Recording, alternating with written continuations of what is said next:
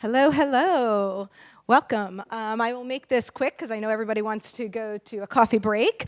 So we'll start with karaoke. No, I'm just kidding. That's my 4 o'clock session, hopefully.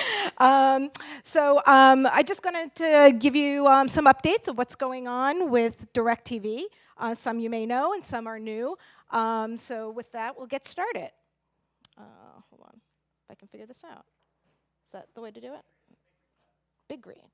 All right, all right. So DIRECTV, we've been hearing a lot about fragmentation, whether it's about content or devices. At DIRECTV, we've been trying to solve the solution for a while. We are trying to get the customer and the marketer simplify our resources with our satellite services as well as our connected devices. You can get the service a lot of different ways on a lot of different devices, and we try to simplify it. They watch it live, they watch it on VOD. They definitely come to us for sports, whether it's our regional sports networks or the big game that they come there for. And we try to simplify it again with our sports mode, where you can actually see all your great networks and the games itself or the scores itself right on a dashboard. We're also very integrated with a lot of the premium apps. So again, making it simple for the consumer. Having it in one place. So Netflix is there. If you're authenticated, it'll be right on your home page. Amazon Prime, HBO Max, all in one place, wherever you want it, whenever you want it. So the super aggregation strategy is something that we've been doing for a while, and we're improving on it, and hopefully you'll see a lot of great results too with relevancy for your consumer and your marketer. We actually have a lot of different networks that we represent advertising on, so relevancy is very important to us. We represent 2 minutes per hour of advertising that we try to package and get to your actual consumer in the best way possible. And we'll talk a lot about that, about relevancy, how important it is, no matter what the content is. We've been in the addressable business for a while now, and we do a lot of different surveys, but one that we did recently with cord cutters specifically states that relevancy does matter, and if you're hitting the right person, they will watch your commercial. 64% said they will watch an ad if it's something that they are considering buying. So if you're targeting intenders, they will watch the ad, and it does matter. It's less waste. 55% said they will watch the full ad if they've done research for a product. So again, what is the target that you're doing? Is it relevant for that consumer? And it really does matter. Data is backed by everything we do. DIRECTV has deterministic data with our subscribers as well as our viewership. So we know exactly who's in the household and what their intentions are. But we also layer it not only with our data, but also with client data, of course, so that we can match those households, and then third parties. So whether it's Nielsen or CrossX or Polk, we try to layer on those data points and then go after the specific household and then distribute it in a lot of different tactics and ways, whether it's addressable, whether it's live sports, whether it's CTV. It's all video, right? And you're just trying to find that consumer. So being in the addressable space for a while, and it's all about video. It's not just one device, like we said, whether it's the satellite services or the connected devices. We want to make sure that we are relevant. And there's a lot of different flavors of addressability, if you will. The most common is probably precision targeting, which you probably are most familiar with, or when you think about addressable. Precision targeting is really that one-to-one match versus one-to-many, like you buy in a national campaign. And you're also gaining insights with the exposure data that you get back. So we have most of our advertisers leaning into precision targeting, and there's a lot of different flavors and ways to go about precision as well. Reach and frequency optimization. We would love to see more marketers take advantage of this. The technology of addressability allows for frequency capping and making sure that you're not hitting the heavy viewers over and over and over.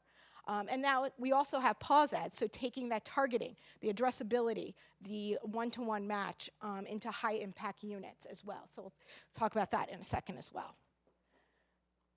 Precision targeting, again, that one-to-one match, layering on the right data at the right time to get to the right audience. So first-party data, whether it's loyalty programs, CRM data that can come from multiple places, or industry-leading third parties such as Lynn Nielsen and the Polks and those guys, understanding what the behaviors are. So are they intenders? Are they researching? Are they competitive? Making sure we're going after them with the right message, matching the households there. And then the importance of viewership data. So DIRECTV knows, second by second what the households are watching. We can put together specific targets to households that watch a lot of Hispanic programming, or a lot of sports programming, or a lot of kids' house programming. We can target them in other places when they're watching and wherever they're watching for those particular type of households. And there's a lot of different modeling that we can do too with the viewership data. But overall, it creates most relevancy, improves efficiency, and definitely gets some insights, because you should always be learning something when you're doing an addressable campaign or a targeted campaign with those exposures that you're getting back, and hopefully studies as well.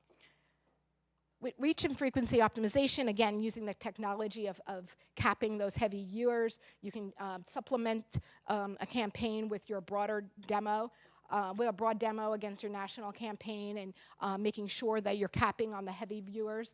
And you can also go after a specific audience and suppress the heavy viewers, whether it's a demographic or a strategic target. And then I love the customizing, the underexposed audience tactic, where you can be doing this with a national campaign and looking at who was actually exposed and not exposed, and creating a new target for the lighter ones. Or you can even optimize within an addressable campaign and create a new target in the middle. So looking at the lightest TV viewers, the underexposed, and then creating less waste, and ultimately decreasing the CPMs and improving more efficiencies. You can see here is an example that you may have seen before, but I definitely think it's very high impact, or very impactful, I should say, when you do see it. But basically, when you run a national campaign, impressions, against age and gender are usually seen by the highest TV viewers. They're watching TV all day. It's just a functionality of national television. There's no frequency capping. People are watching that have the TV on the longest are watching the most commercials. But when you apply addressability and the technology of frequency capping, you can see that it actually distributes those impressions more evenly, and really helps with efficiencies. Those underexposed and lightly exposed targets are very expensive, as you can see. So, when you're sticker shock with some of the addressable pricing in the beginning, you can actually see that it costs a lot less to get the most desired audiences, or the audiences that are hard to get, I should say, with the underexposed and lightly exposed.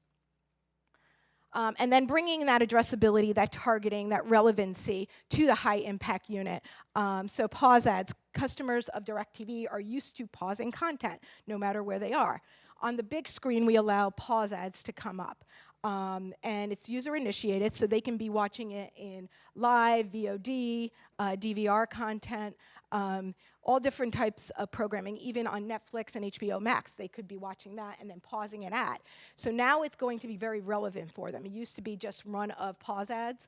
Now we're using the addressable capability and the targeting capability to run relevant content to those households. And it's on the big screen. We do have, pause. We can pause in different places, but we always deliver it on the big screen.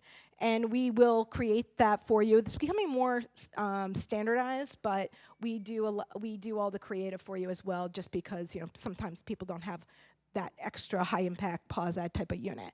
But we always want to include a call to action, whether it's a QR code, an 800 number, a sweepstakes, making sure that you're getting results, and then understanding the exposures too. So relevancy definitely equals results. It matters when you're sending a message to the right audience or versus a mass audience. We encourage people to always do brand studies, whether it's brand lift or visitations or a sales intent. But you can see that we have been doing this for a while. These are not just double digits, these are triple digits lift, and it really does matter when you're talking to the right audience and sending the right message at the right time. So I encourage people to dive into data more, to make sure you're always learning something, and to understand that the video is video everywhere, and the audiences could be watching multiple places and multiple times.